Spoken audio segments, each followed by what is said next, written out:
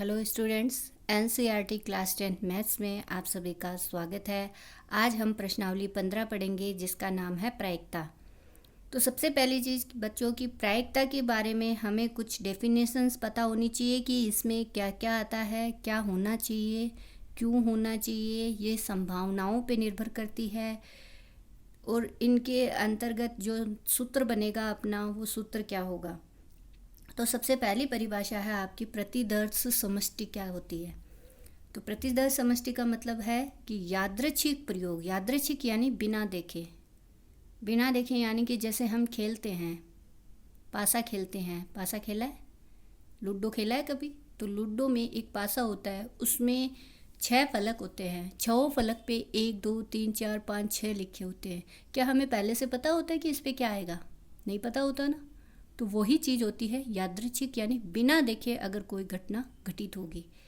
जैसे हम सिक्का उछालते हैं, कॉइन आपने देखा होगा, सिक्के पे एक तरफ हेड होता है, एक तरफ टेल होता है। जैसे ही हम उसको उछालेंगे, क्या हमें पहले से पता है कि क्या आएगा? नहीं पता होता ना। तो वही चीज़ अपनी क्या कहलाएगी? यादृच्छिक प्रयोग होगा वो।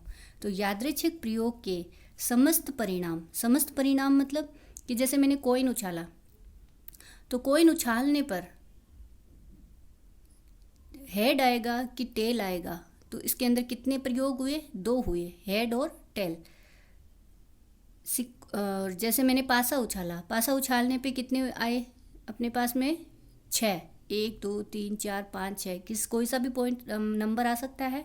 तो वो क्या कहलाएगा अपना? संपूर्ण परिणाम, कुल परिणाम, समस्त परिणाम के समुच्चय को, समुच्चय मतलब उसको लिखते कैसे हैं हम?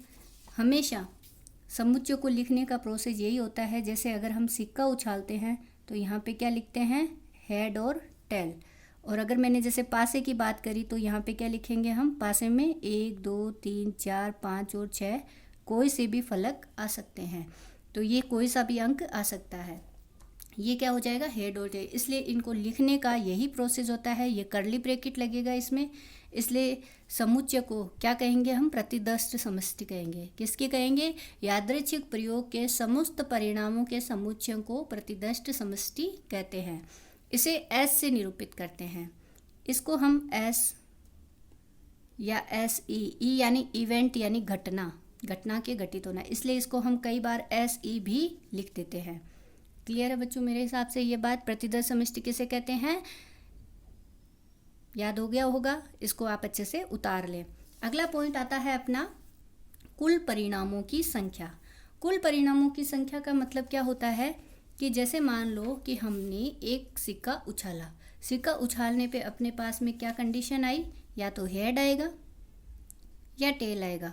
तो कुल परिणाम कितने आए? कुल परिणामों की संख्या कितनी आई?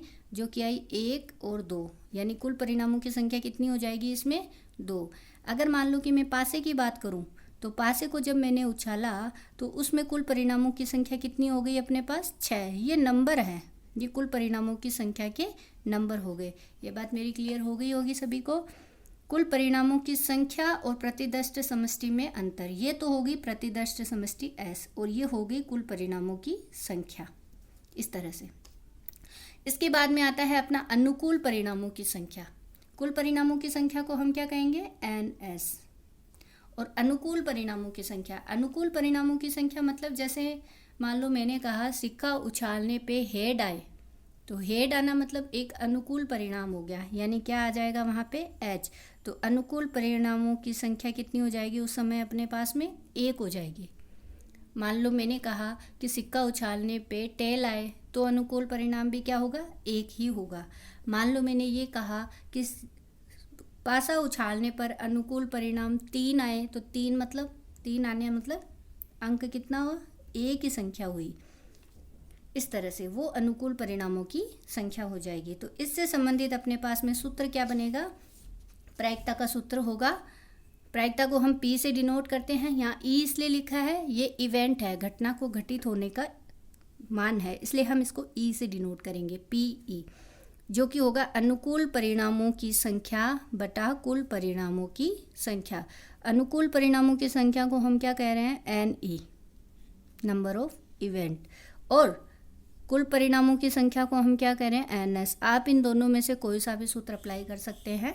अनुकूल परिणामों की संख्या बटे कुल परिणामों की संख्या या कुल संभव परिणामों की संख्या, ये भी हम लिख सकते हैं, कुल संभव परिणामों की संख्या।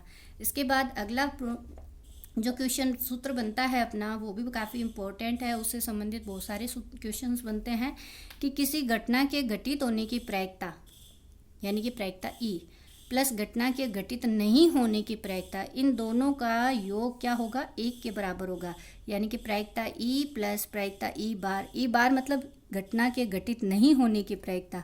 कई जगह पे आप इसको PE से भी डिनोट देखेंगे, जिसका योग किसके बराबर होगा, 1 के। यानी प्रायिकता ई प्लस प्रायिकता ई नहीं बराबर है 1। ये सूत्र अपने को याद रखना है, ये भी याद रखना है। ये परिभाषाएं अपने को समझ में आ जानी चाहिए अच्छे से, ताकि हम इसको आगे क्वेश्चंस में इम्प्लीमेंट कर पाएँ। उसके बाद में अगला पॉइंट आता है अपना प्रायिकता का मान। तो प्रायिकता का मान देखो बच्चों, हमेशा 0 और 1 के बीच में ही होता है।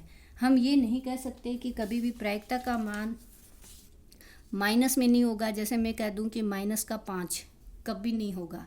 अगर मैं जैसे ये कह दूं कि 3/2, 3/2 क्या हुआ, 3/2 का मतलब तो 1.5 हुआ ना। यानी कि 1 से अधिक कभी प्रायिकता का मान नहीं होगा। जैसे कह दूं कि 2 कभी प्रायिकता का मान नहीं होगा, माइनस में कभी नहीं होगा, 1.5 नहीं होगा।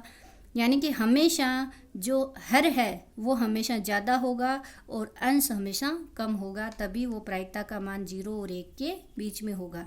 0 और 1 भी प्रायिकता का मान हो सकता है।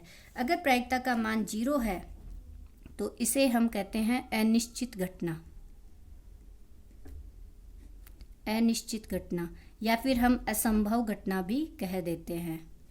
यानी कि अगर किसी घटना का मान 0 आ जाए तो वो असंभव या अनिश्चित घटना है, और अगर किसी घटना का मान 1 आ जाए तो उसे हम कहते हैं निश्चित घटना या संभव घटना। तो ये भी आपसे क्वेश्चन पूछा जा सकता है कि निश्चित किसी घटना के घटित होने का मान 1 होना, तो वो कौन सी घटना कहलाएगी, निश्चित घटना कहलाएगी। इसी तरह से हम अगला आपकी प्रश्नावली 15.1 का सवाल हल करेंगे, वो देखें। तो आइए बच्चों, हम प्रश्नावली 15.1 का सवाल हल कर लेते हैं। तो देखो, इसमें अपने को दिया गया है कि निम्नलिखित कथनों को पूरा कीजिए। आपको ये अधूरे कथन हैं जो कि मैंने अभी अभी आपको सारे सूत्र बता दिए हैं, उसी तरह से इन सभी को हल करना है अपने को।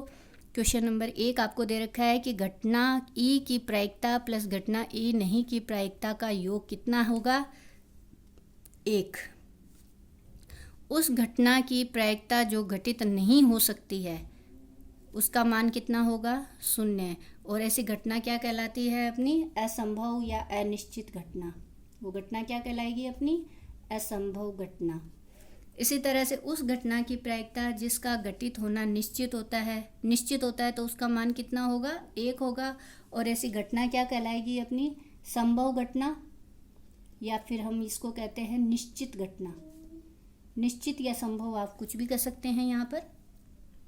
इसका अगला क्वेश्चन अपने को दे रखा है कि किसी प्रयोग की सभी प्रारंभिक घटनाओं की प्रायिकताओं का योग। सभी प्रारंभिक घटनाएं मतलब कोई भी अगर हम प्रयोग करते हैं और उसकी सभी प्रारंभिक घटनाएं, जितनी भी घटनाएं अपने को दे रखी है, उन सब का जोड़ हमेशा क्या होगा, 1 होगा। किसी घटना की प्रायिकता किससे बड़ी होती है, 0 से बड़ी होती है या उसके बराबर होती है, तथा किससे छोटी होती है या बराबर होती है, 1 से छोटी होती है और बराबर। अभी अभी मैंने एक सूत्र में आपको बताया था कि प्रायिकता का मान, इसका मतलब क्या हुआ कि प्रायिकता का मान, ये तो मान है, 0 से बड़ा है या बराबर है या 1 से कम है या इसके बराबर है। इस तरह से आप पहला क्वेश्चन के रिक्त स्थान को आराम से भर सकते हैं। आपके इसी तरह से जो आपका पहला क्वेश्चन है वैसा ही दूसरा और तीसरा क्वेश्चन है, जिसको आप स्वयं करें। इसी प्रकार चौथा क्वेश्चन आपको दे रखा है कि निम्नलिखित में से कौन सी संख्या किसी घटना की प्रायिकता नहीं हो सकती। तो देखो बच्चों, पहली प्रायिकता हो सकती है ना, क्योंकि 2/3 है जो कि 1 से छोटी है, 0 से बड़ी है। क्या दूसरी वाली प्रायिकता हो सकती है, नहीं। क्यों, क्योंकि ये माइनस का है, इसलिए ये आपका राइट आंसर होगा। फिर भी हम अगला भी चेक कर लेते हैं। अगला आपको दे रखा है 15%। 15% मतलब क्या होगा, 15/100, और 15/100 मतलब 1 से तो छोटा ही है, इसका मतलब ये भी आपकी प्रायिकता है। इसके बाद में देखो अगला दे रखा है अपने को 0.7। 0.7 भी क्या है, 1 से छोटा है और 0 से बड़ा है, इसलिए ये भी प्रायिकता है। इसलिए प्रायिकता कौन सा नहीं है आपका मान, माइनस का 1.5। अगला क्वेश्चन है अपना क्वेश्चन नंबर 5 कि यदि प्रायिकता ई आपको दे रखा है 0.05 तो प्रायिकता ई नहीं की क्या होगी। तो इसको हल करने के लिए हम सबसे पहले लिख लेते हैं कि प्रायिकता ई अपने को दे रखा है 0.05। हमें ज्ञात करना है प्रायिकता ई नहीं। प्रायिकता ई नहीं को हम इस तरह प्रायिकता ई बार भी लिख सकते हैं, इस तरह से हम प्रायिकता ई डैश भी लिख सकते हैं। ये हमें ज्ञात करना है, इसमें से कोई भी एक आप लिख सकते हैं, ये मैंने समझाने के लिए ही लिखा है। इसके लिए हम इसका सूत्र भी जानते हैं कि प्रायिकता ई प्लस प्रायिकता ई नहीं का जोड़ किसके बराबर होता है, 1 के बराबर।